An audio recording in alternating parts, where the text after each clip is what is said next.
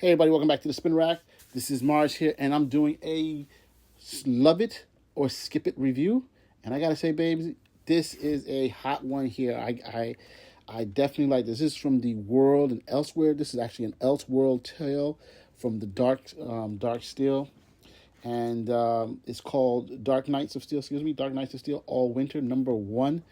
The artist is Christoph. The writer, the writer is Jay Christoph. The artist is Terso.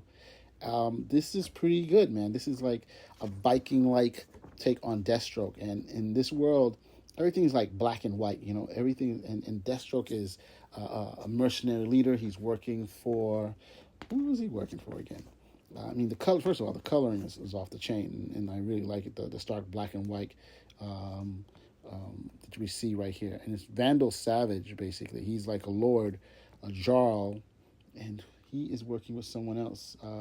Is that Harley Quinn? I think it's Harley Quinn. Sorry, guys, but it is pretty interesting that they are. It's like in Viking times. They're fighting out. They're conquering other Vikings.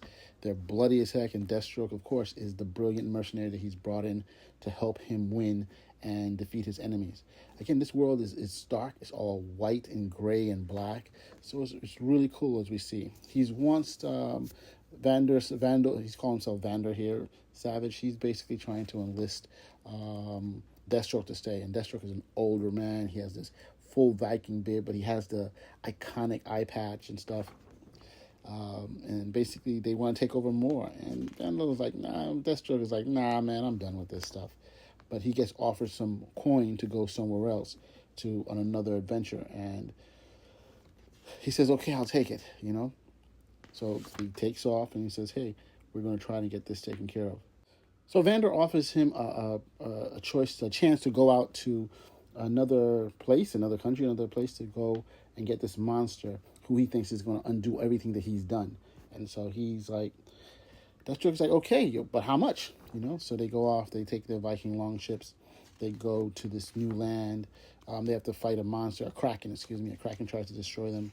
You know, Deathstroke does his Deathstroke, goes after it, kills it, comes out all badass and like blood. Well, it's all gray blood, I guess, you know, after killing the monster. And they land in this new place, the city of Dorsey in the Isle of Skyhem 6 days later. You know, they go to this ancient temple. You know, it looks like a raid, but it's not a raid. They're looking for something specifically. And they're going through here, and they're looking for this. They see the person they're looking for. Now, one thing that we see before is that Deathstroke has this name, Adeline or Addie, in a rune, like a stone is written in. And come to find out, it is his wife, I believe it is. And so he's like, what? I can't believe she's here. I thought that she's gone. And she's like, yeah, man, Slade, you know, what are you trying to do? He says, but you're not supposed to be here. She's like, you know, but he's like, you know, I'm trying to save something. He's like, no, it's been a long time, Adam. She's like, no, not long enough. He said, get away from me and get away. And he's like, no, I gotta see what are you saving? What are you hiding? What are you doing?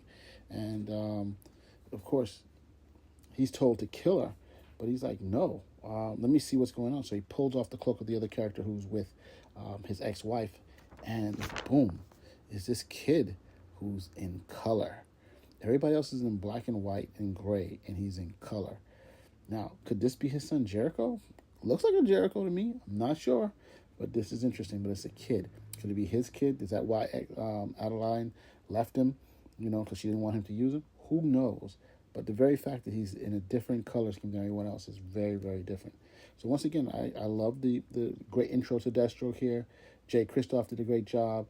Terso, the artist and cover, did a great job too.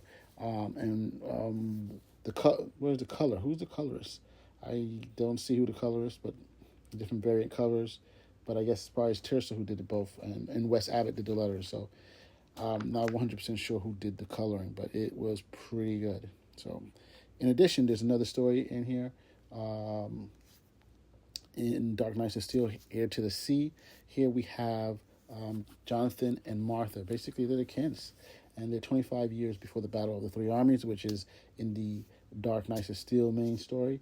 and they're fighting in the forest as I guess it looks like mercenaries, and they're offered to join up into fighting for the Waynes basically, and it's it's this is a regular color. Everything is cool. We also see that there's an undersea kingdom. It's the Palace of Lemuria, someone who runs Atlantis. And who do we see when we look as the king? It is Emperor Manta. And so, he is interested in coming back out. So now we have, magic, of course, in this world exists and powers exist. And so people are going to battle it out. So look, 2 stories, I think, for the price of one. Excellent book. I can't go wrong with it. Spinnerack out.